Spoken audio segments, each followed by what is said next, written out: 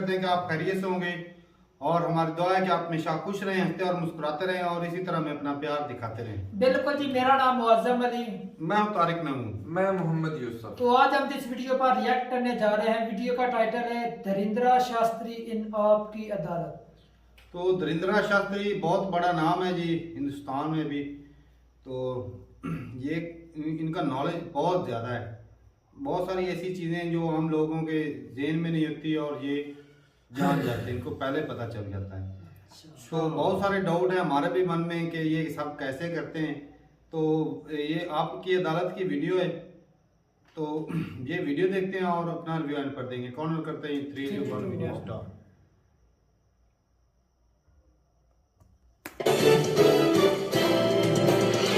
अब शुरू होने जा रहा है देश का सबसे बड़ा मुकदमा, आपकी अदालत, रजत शर्मा के साथ।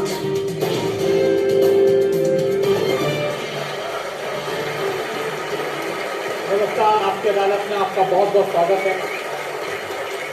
आपकी अदालत में हम ऐसे लोग को इनवाइट करते हैं जिनको लेकर जनता के मन में उत्सुकता रहती है, जिनसे लोग सवाल पूछना चाहते हैं, जिनके बारे में लोगों के मन में क्यूरियोसिटी होती है।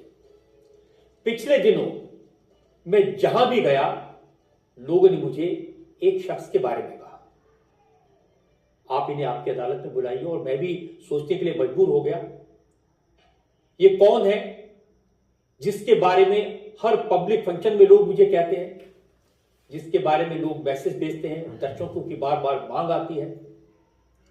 पता किया, इनकी सोशल मीडिया पर काफी फॉलोइंग है। जब ये अपने घर से बाहर निकलते हैं तो सड़क पर ट्रैफिक जाम हो जाता है, लाखों लोगों की भीड़ इकट्ठा हो जाती है। इस शख्स को आपकी अदालत में आमंत्रित कर रहा हूं। प्लीज वेलकम बागेश्वर धाम के प्रमुख धीरेंद्र कृष्ण शास्त्री।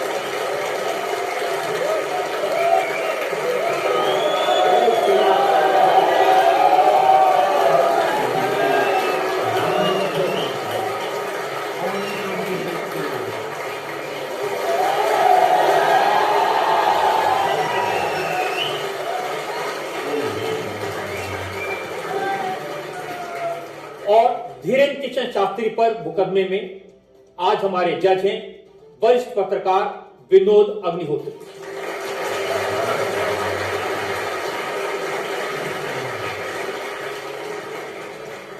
इससे पहले कि मुकदमा शुरू करें, इल्जामात सवालात का सिलसिला शुरू करें, आज के जज विनोद अग्निहोत्री की इजाजत चाहेंगे आज की कार्रवाई शुरू करने के लिए। इजाजत है मुकदमा शुरू करने की। और इससे पहले कि पहला इल्जाम लगे शास्त्री जी पर, एक नजर डालते हैं शास्त्री जी के लाइफ पर। आजकल पूरे देश में बागेश्वर धाम के प्रमुख धीरेंद्र कृष्ण शास्त्री की बहुत चर्चा है। कोई उन्हें चमत्कारी कहता है, कोई उन्हें अंतर्यामी कहता है, कुछ लोग उन्हें पाखंडी कहते हैं, लेकिन धीरेंद्र कृष्ण शास्त्री खुद को पक्का सनातनी बताते हैं। एक हो जाओ, सनातनी एक हो जाओ, यही हम चिल्ला रहे हैं कब से। शक्ति का प्रभाव दिखाना यही हमारा उद्देश्य है। धीरेंद्र कृष्ण शास्त्री का दावा है कि उनके ऊपर बजरंगबली की विशेष कृपा है। वो भक्तों का दुख दर्द सिर्फ अपने इष्ट तक पहुंचाते हैं। चूंकि भक्तों पर कृपा बरस रही है, इसलिए धीरेंद्र कृष्ण शास्त्री का प्रताप भी बढ़ रहा है। उनके भक्तों की संख्या अब लाखों में है। धीरेंद्र कृष्ण शास्त्री सिर्फ 26 साल के हैं। साल 2 साल में ही बागेश्वर धाम के पीठाधीश्वर के रूप में वे विख्यात हो गए। अब बड़े बड़े मंत्री और अफसर भी उनके दरबार में हाजिरी लगाते हैं। धीरेंद्र कृष्ण शास्त्री सबसे पहले नजरों में आए जब संस्कार टीवी पर उनकी भागवत कथा दिखाई जाने लगी। फिर वो चमत्कार भी दिखाने लगे। 21वीं सदी के इस कथावाचक के वीडियो आजकल हर मोबाइल में है। बाबा इंस्टाग्राम से लेकर फेसबुक तक हर जगह छा चुके हैं। जैसे जैसे धीरेंद्र कृष्ण शास्त्री की लोकप्रियता बढ़ी तो विवाद भी सामने आ गए। धीरेन्द्र कृष्ण शास्त्री का दावा है कि वो कोई पैसा नहीं लेते। जो उनके दरबार में आना चाहता है उसे सिर्फ हनुमान जी के यहाँ नारियल बांधकर अर्जी लगानी पड़ती है। धीरेन्द्र कृष्ण शास्त्री एक अच्छे वक्ता हैं। अब उनका संकल्प है कि वो सनातन धर्म को घर घर पहुंचाएंगे और भारत को हिंदू राष्ट्र घोषित करवाएंगे। आपकी अदालत में धीरेन्द्र कृष्ण शास्त्री अपना मुकदमा खुद लड़ेंगे। तो आइए शुरू करते हैं आज मुकदमा। आपकी अदालत में पहला इल्जाम धीरेन्द्र कृष्ण शास्त्री। आपकी अदालत में बागेश्वर धाम के प्रमुख धीरेन्द्र कृष्ण शास्त्री पर आरोप है कि ये पब्लिसिटी के लिए स्टंट करते हैं। शास्त्री जी, बहुत सारे लोगों ने मुझे कहा कि आपको आपकी अदालत में बुलाएं। सोशल मीडिया पर आपकी मैंने देखा बहुत लंबी चौड़ी फैन फॉलोइंग है, 40 लाख लोग आपको फॉलो करते हैं। बहुत सारे वीडियोस मुझे लोगों ने भेजे। आप सड़क पर निकलते हैं तो चारों तरफ भीड़ लग जाती है। तो एक वीडियो मैं जनता को दिखाना चाहता हूं जो आपके लोगों ने मुझे भेजा है।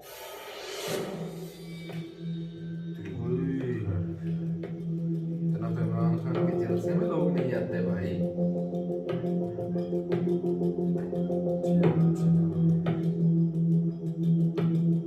तो ये वाकई में शास्त्री जी असली वीडियो है या पब्लिसिटी स्टंट है, बनाया हुआ है?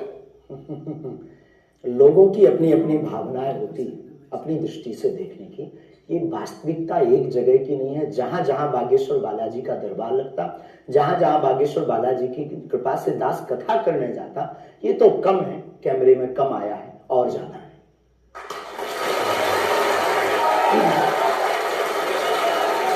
लेकिन 26 साल की उम्र में इतनी चर्चा, इतनी पब्लिसिटी, ऐसा क्या है आप में? जिसका गुरु बलवान होता है, चेला पहलवान होता है। जो लोग कहते थे कि ईश्वर नहीं होते या भगवान नहीं होते, हमारी दृष्टि में इस छोटे से गांव से, गढ़ा गांव, मध्य प्रदेश के बुंदेलखंड में एक छोटा गांव गढ़ा है। गढ़ा में रहने वाला एक छोटे परिवार का बालक धीरेन्द्र कृष्ण अगर यहां तक पहुंच सकता है बालाजी की कृपा से, तो भारत का प्रत्येक व्यक्ति भगवत कृपा से कहीं भी पहुंच सकता है। आपने ये नहीं बताया कि यहां तक कैसे पहुंच गए हैं। ये जो लोग हैं, जो फॉलो करते हैं, जो आपके बारे में इतनी बातें करते हैं, ये क्यों करते हैं? क्या है आप में? बागेश्वर बालाजी की कृपा, वो सब पर है।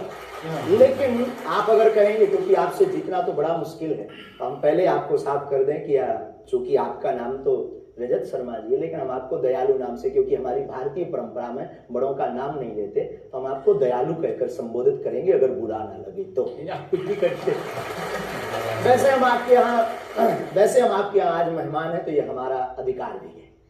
तो दयालु जी, हमारे ऊपर, सबके ऊपर बागेश्वर बालाजी की कृपा है। लेकिन हमने अपने गुरुदेव की जो चरणों की सेवा, उस सेवा के माध्यम से ऋषि परंपरा की जो मंत्र विधा हमको प्राप्त हुई है, वो हमारे पास एक ऐसी अनूठी है जिससे पूरा विश्व की मंगल कामना भी करते हैं। पूरा विश्व अपनी समस्याओं के समाधान के लिए गुरु के नाते बागेश्वर धाम चला आता है। शायद इसलिए लोग हमारे पास आते हैं। मैंने तो ये देखा कि जब से आप संस्कार टीवी पर आना शुरू हुए और लोगों ने आपके प्रवचन सुने, तो उसके बाद लोकप्रियता बड़ी तेजी से बढ़ने लगी। हाँ, ये कह सकते हैं माध्यम है, परंतु देखो साधन है, साध्य नहीं। दरबार 3 पीढ़ी से लग रहा, हमारे दादा गुरु जी भी लगाते, हम भी 11 साल से लगा रहे। नजर आपकी आज पड़ी अब इसमें, और हमें ये लगता है कि इसमें ये हमारी गलती नहीं है, देखने वाले की गलती है। बड़ी देर से देखा है हमें, हम तो पहले से ही गुरु कृपा से चमकदार थे। मुझे तो लग रहा है बहुत जल्दी देख लिया आप तो, भी तो आपकी उम्र ही कुछ नहीं है। हम उस परंपरा से हैं, जब 5 वर्ष की अवस्था में ध्रुव जी लीला कर सकते हैं, प्रहलाद जी लीला कर सकते हैं, तो हम 26 साल में क्यों नहीं लीला कर सकते? तो आपने क्या क्या लीलाएं की हैं? कोई ऐसी लीला नहीं की जिसमें हम फंसे, लेकिन आपकी अदालत में आए हैं, तो आपके उसमें आप जो कह रहे हैं, तो हमारे जीवन में गुरु कृपा से जो जो किया सब सनातन के लिए किया, और केवल सनातन के लिए करें। लीला का मतलब ये, हम कोई ईश्वर नहीं है, हम कोई भगवान नहीं है। साधारण जैसे ये इंसान है, वैसे हम मानव हैं, हमें कोई अलग नहीं है। बस हमने अपनी परंपरा को ठीक से जाना, ये अलग है। आप जब स्कूल में पढ़ते थे तो जैसे बाकी छात्र होते हैं ऐसे ही थे लगभग। और मास्टर जी कहते थे ये स्कूल में ना है तो अच्छा है, इतना शरारती है। हाँ, उपद्रवी तो थोड़ा थे क्योंकि हम जाते थे तो एक तो बहुत कम जाना होता था, लेकिन बहुत गंभीर और सौम्य भाव से हम जाते थे और लोगों की भावनाएं हमारे पास रहती। चूंकि हमारे दादा गुरु का नाम बहुत प्रसिद्ध था तो दादा गुरु के कारण लोग हमको भी प्रेम देते थे, स्नेह देते, दुलार देते। हमारे दादा गुरु जी को हनुमान जी का 2 बार साक्षात्कार हुआ, ऐसा हमने माना और उनके अनुयायियों ने माना।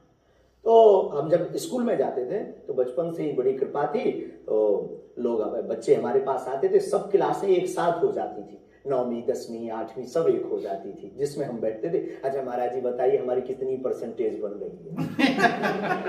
तो हम वो बचपन उस वक्त ऐसा भाव रहता था दिखाने का। अब तो बहुत गंभीर हो गए, लोगों ने कह करके हमें बड़ा गंभीर बना दिया।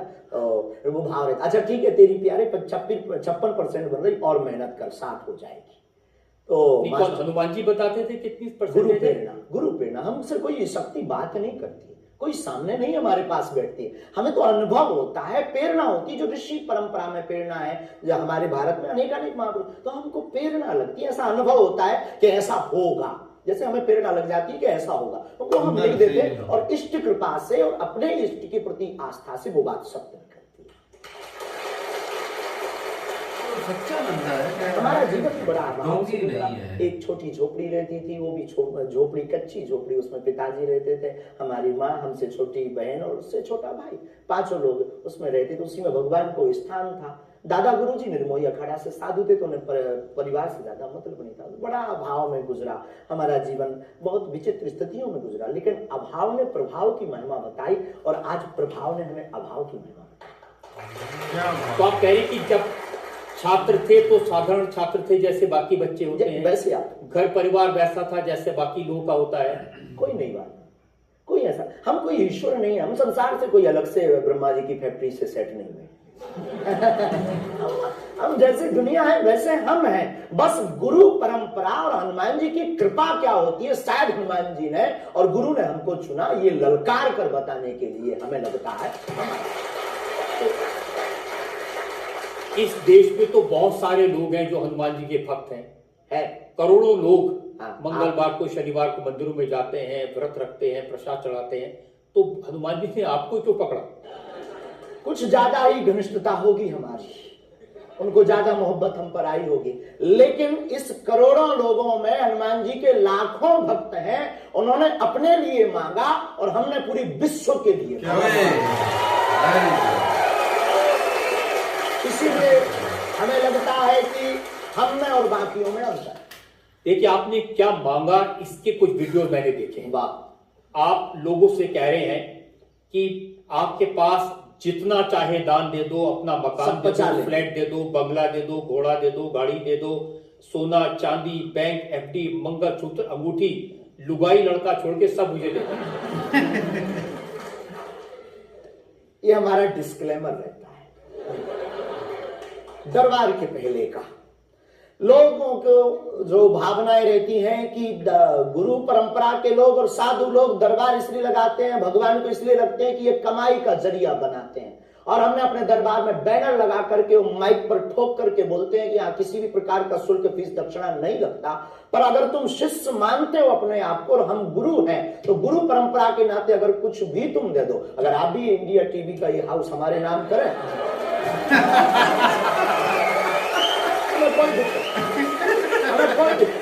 और लेते भी, लेना बुरा नहीं है, उपयोगिता बुरी है, लेकर के उसका सदुपयोग करते या दुरुपयोग करते। हम लेते हैं, कोई अगर देता है तो स्वीकार करते गुरु के नाते। हम उस परंपरा से जहां अंगूठा तक दान गुरु को दे दिया जाता है, हम भी लेते हैं। कितना कमा लेते हैं? हमारी तो कोई फिक्स कमाई नहीं है, क्योंकि हमारी कोई बिजनेस नहीं है। कोई चढ़ा जाता है, हमारे पास करोड़ों सनातनियों का प्यार, लाखों करोड़ों लोगों की दुआएं, हजारों संतों का आशीर्वाद, इतनी कोई हिसाब किताब तो रखता होगा ना कि कितना पैसा आया। जितने सनातनी उतनी कमाई, हिसाब आप लगाओ।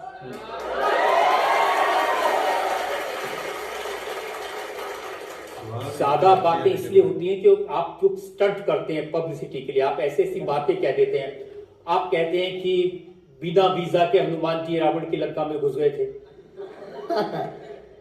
ये जो मॉडर्न युवान भाई बहन है, इनको लंका प्रवेश के बारे में बताएंगे तो इनको ये लगता है कि ये घिसी पिटी बातें इनके दादा परदादा बताते रहे, ये बेचारे ऊब गए। इनको कुछ ऐसा चाहिए कि उस अध्यात्म से कनेक्ट हो पाए। और जैसे रावण ने मुझसे फोन पे बात की। हाँ बिल्कुल, हम वही बोलने ही वाले थे। लगता है आज हमारी शक्ति आपके पास पहुंच गई। तो हमें आपको समझाना है, रावण से फोन का बात का मतलब सबके अंदर रावण बैठा है। कोई ऐसा दुनिया में नहीं जो गलत कृत्य देख रहा, गलत कर रहा और सच जानते हुए चुप है, वो रावण की दृष्टि का आदमी।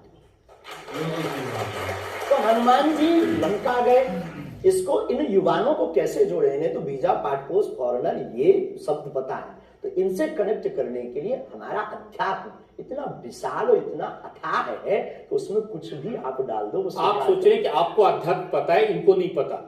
इस देश की जनता को आपसे ज्यादा अध्यात्म पता है। ऐसा हमने नहीं कहा, हमें अपने हिसाब का पता है, उन्हें अपने हिसाब का, वो अपने में श्रेष्ठ हैं, हम अपने में अब जो कोशिश कर रहे हैं विद्यार्थी। हमने ऐसा कभी नहीं कहा कि हम श्रेष्ठ हैं, और ये आरोप हमें नहीं लगता कि ठीक है। आपका ये कहना कि मेरे पास एक गधा है जिसमें वाईफाई है और वो प्लेन में भी वाईफाई चलता है, ये मजाक की बातें नहीं है। लोगों की दृष्टि से, भावनात्मक दृष्टि से देखा जाए तो ये बहुत गहरा विषय है। मजाक की दृष्टि से अगर कोई देखेगा तो देखो, जाकी रही भावना जैसी प्रभु मूर्त देखी तुम कैसी। भगवान की कोई लीला को सिर्फ रास लीला को उठाते हैं, लेकिन हम तो महाभारत भी उठाते हैं। तो अपनी अपनी दृष्टि है, हम ये मजाक में नहीं कहते, हम उनको बताना चाहते हैं कि हमारे देवी देवताओं से जो हमारे इष्ट की परंपरा की जो निशानी है वो अगर नजदीक रहे, गुरु की निशानी अगर नजदीक रहे, माता पिता की बातों की निशानी नजदीक रहे, तो बेटा कभी गलती नहीं करेगा, वो चार चांद लगाता रहेगा। शास्त्री जी, इसको कहते हैं आप अंधों के शहर में आईना बेचने की कोशिश कर रहे हैं। ऐसा हमारा भाव नहीं है, अपितु हमारा भाव ये है कि उस केवल वाईफाई को बताते नहीं, उसकी महिमा भी बताते हैं, और दरबार में आने वाले लोगों को उसकी महिमा का अनुभव भी कराते हैं। तो फिर वो जो बात मजाक की है ना, वो फिर अध्यात्म, आस्था, ईश्वर से जुड़ करके नास्तिक भी आस्तिक बन जाता है। देखिए, आपको भोले भाले लोगों को बताना चाहिए कि भाई ये मैं मजाक में कह रहा हूं, विनोद है, और ये मैं असल में बहुत बार बोलते हैं विनोद हम कर रहे हैं, हम बहुत बार बोलते हैं। अब कोई हमारे विनोद को सीरियस ले ले तो उसका निजी अनुभव। तो अब मैं लोगों को बता दूं कि एक बार बगैर टिकट पकड़े गए थे आप रेलवे में। ये तो बताना चाहिए, बिल्कुल पकड़े गए थे, लेकिन ये भी बताइए कि हम टीटी से ही 1100 रुपया लेकर आए थे। उसी टीटी से लेकर आए थे, और जिस वाईफाई की आपने चर्चा की उसी वाईफाई की दम पर उसके बाप का नाम बताकर लेकर आए थे। इसी तरह की बातें कह के ऐसे दिखाते हैं जैसे चमत्कार कर दिया, जैसे मेरे ऊपर हनुमान जी की बहुत कृपा हो गई, मैं भविष्यवक्ता हूं, और फिर जो भोले भाले लोग हैं वो प्रभावित हो जाते हैं। हमने कभी ये नहीं दावा किया कि हम चमत्कारी। आज भी आपकी अदालत में हम कहते हैं कि हम कोई चमत्कारी नहीं है, हम कोई ईश्वर नहीं है, हम कोई महात्मा नहीं है, हम एक आम इंसान हैं, लेकिन हमारी अपने इष्ट के प्रति आस्था, ऋषि परंपरा के प्रति आस्था है। जो महर्षि वाल्मीकि से पत्र दरबार की महिमा चली है, उस महिमा का हम अनुकरण करते हैं, और उस आस्था में उलझनों में का रास्ता मिल जाता है, तो उसे आप चाहे चमत्कार मानिए अथवा फिर आप अपनी बुद्धि से जो जिसने जो जाना वो हमें माना। देखिए शास्त्री जी, बहुत सारे ऐसे लोग हैं, गरीब हैं, परेशान हैं, बीमारियों से थके हारे हैं, डॉक्टर से आशा छूट जाती है, हॉस्पिटल से आशा छूट जाती है, वो आपके पास आते हैं, वो सोचते हैं यहाँ इलाज मिलेगा। किसी का बच्चा बोल नहीं सकता, किसी का बच्चा चल नहीं सकता, वो लोग बड़ी आस्था विश्वास लेके, जो मैंने जानकारी हासिल की, वो आते हैं, सोचते हैं कि यहाँ से शायद उन्हें कोई रास्ता मिल जाएगा, और उन्हें मिल जाता है। ये जो आते हैं श्रद्धा पूर्वक आते हैं। देखो, जिंदगी में अगर वो परेशान है और डॉक्टर से परेशान होकर के या कहीं से भी निराश होकर के आया और उसे कुछ मिले ना मिले, हम ये तो नहीं कहते, जिसकी जितनी निष्ठा उसको उतना हमारे बागेश्वर बालाजी के दरबार में मिलता। और अगर नहीं मिलता, और अगर उसे जीवन जीने की अगर डांडस और सात्तावना मिलती है, तो क्या ये भी कम है? बिना पैसों में, बिना दक्षिणा दिए, बिना कुछ लगे, अगर हनुमान जी से जुड़ रहा, अगर वो प्रभु से जुड़ रहा, अगर उसे जीवन जीने में 4 दिन की जिंदगी है, डॉक्टर ने कह दिया तो मर जाओगे, लेकिन बागेश्वर धाम के नाम से उसके चेहरे पे मुस्कुराहट है कि मेरा हारे का सहारा है। तो अगर ये मुस्कुराहट उसके चेहरे पर आती, इससे किसी को गुस्ताखी थी। देखिए, अगर बागेश्वर धाम आने से लोगों का इलाज हो जाता है तो फिर आपको कैंसर हॉस्पिटल बनाने की क्या जरूरत है? यही तो हम बताना चाहते हैं कि दुआ और दवा दोनों आवश्यक है। हमने ये नहीं कहा कि हम डॉक्टरों के खिलाफ हैं। अब मैंने पूछ लिया तो आपने दवा ऐड कर दिया उसमें। नहीं, हमने औषधालय बागेश्वर धाम पर खुलवाया है और मंदिर के समीप खुलवाया है। वहां पर ग्राम पंचायत का भवन है, वहां पर आयुर्वेदिक औषधालय है। दुआ और दवा मतलब नीचे दवा है और वहां ठीक नहीं हुए तो दुआ के लिए चढ़ जाओ मंदिर पर, दोनों काम करो। और ये कोई नई बात नहीं है, हमने ऐड नहीं की, डॉक्टर खुद ऐड करता है। ऑपरेशन करता है, जब ठीक नहीं होता तो वो भी कहता है तुम भी प्रार्थना करो। लेकिन ये सही है कि जिस इलाके में आप हैं उस इलाके में बहुत सारे ऐसे लोग हैं जो इसी तरह पर्ची निकालते हैं, जो इसी तरह दुआ की बात करते हैं। पूरे भारत में ऋषि परंपरा के अनेक लोग हैं, बहुत लोग तो नहीं कह सकते, पर अनेक लोग पूरे भारत में हैं। और केवल हमारे इलाके में नहीं, पूरे भारत में। हमारे इलाके में बागेश्वर बालाजी की महिमा और दादा गुरुजी के पास दरबार से, कृपा से बहुत से महापुरुष और मैं बताता हूँ, एक लवलेश नाम के गुरुजी हैं, 20 साल की उम्र है और वो भी इसी। चलें जी, वीडियो स्टॉप कर दिए क्योंकि वीडियो जो है वो काफ़ी लंबी है। तो ये जो है जनाब क्या है, धरींद्रा शास्त्री, बहुत बड़ा नाम है भाई साहब आजकल ना, ये सुर्खियों में है। अच्छा, इनके फॉलोअर तो आपने देखे, वो जिस तरह वीडियो में देखा कि लाखों 40-50 खान साहब के जलसे में इतने तो लोग नहीं आते मैं भाई। सोच रहा था भाई इमरान खान के जलसे में लोग नहीं आते, हालांकि पूरा पाकिस्तान फॉलो करता है इमरान खान भाई को। साहब 50, 40, 50, 55 हजार लोग होते हैं स्टेडियम फुटबॉल के अंदर। हाँ, इतने लोग। वही तो भाई साहब, इतनी दुनिया और कुछ चीज देखिए तभी तो अब वही तो बात है भाई, जो इतने भगत बन कुछ गए करो हैं। मत। और वो भाई वो ये बात असल में पता है क्या यूसुफ, कि बंदा जो है वो दूसरे को रस्ते किस पे लगा रहा है। कुछ लोग जो है ना भाई साहब, आज के दौर में जो ज्यादा पढ़ लिख जाते हैं ना, वो कुछ ऐसे भी लोग होते हैं जो भगवान पे यकीन भी नहीं करते, नहीं लगते हैं। खुदा पे भगवान पे यकीन ही नहीं करते। हाँ है, वो भटक जाते हैं ऐसे लोग रास्ते से। तो जब ऐसे लोग होंगे भाई साहब के जो सही से धर्म को फॉलो कर रहे हैं, बिल्कुल भाई साहब, जो दुआ है और दुआ ये असर करता है। बिल्कुल जी। और भाई कोई भी धर्म हो, उस दवाई से तो भाई साहब किसी ने मना भी नहीं किया। वो मेरे ख्याल में वो किसको तीर लगा था, मेरे ख्याल में श्री राम को लगा था, या श्री क्या नाम था उनका, उनके जो भाई थे लक्ष्मण, उनको कोई चोट लगी थी, तीर लगा था मेरे ख्याल में। और उसके इलाज के लिए हनुमान जी संजीवनी बूटी लाने के लिए गए थे।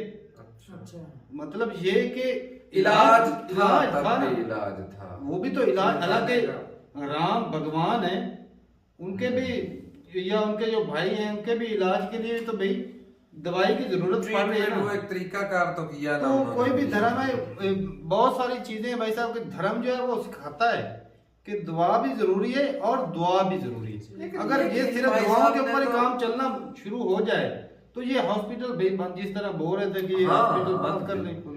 तो ये दुआओं का असर होता है, लेकिन जो है ना ये मुकम्मल तौर पे दुआओं पे टिक जाना वो भी बुरी बात है। हाँ। आप दुआ भी करें और दुआ उसका हर एक इलाज चीज भी। का तरीकाकार है ना सही बात। भाई, दुनिया लेकिन का तारक हर भाई एक देखा जाए तो तरीकाकार इंडिया के अंदर कितनी पब्लिक है, हर पब्लिक की भाई अपनी अपनी समस्याएं हैं। समस्या ठीक बिल्कुल। है ना, और दुखी जनता का भाई दुख भाई साहब तो बढ़ाना, इतनी बड़ी या उसका हल शो निकालना। में, भाई साहब इतने बड़े शो में वो तो सीना बजा के ठोक के कह रहे हैं कि हम मैं आपकी तरह इंसान इंसान है, और जो भी वो बोलते हैं वो बोल रहे हैं कि भाई साहब हमें वैसे हमारा कनेक्शन है। होता है ना, जिस तरह के लोग भविष्यवाणी हाँ, कर देते अंदर हैं। से फीलिंग आती, मुझे ऐसा लगता है तो मैं कह देता हूँ। ये जो वो तजिया जाता लगा है। होते हैं, तजिया हाँ, कर वो भी देते तो हैं, आइडिया लगाते हैं। वो भी ऐसे ही नहीं लगाते। और अब ये जो वो अपना तुर्की और शाम में आया जल्जला, तू ही बता रहा था कि वो एक साइंसदान है, उसने भी तो ख्याल ही किया था ना। सही बात। अब ऐसा तो नहीं कि वो फ्यूचर जानता था, एक अंदाजा होता है ना, बंदे को अंदर से फीलिंग हो फीलिंग भी जाती आती है। और है। जो धर्म के साथ इतना बंदा गहराई से जुड़ा है,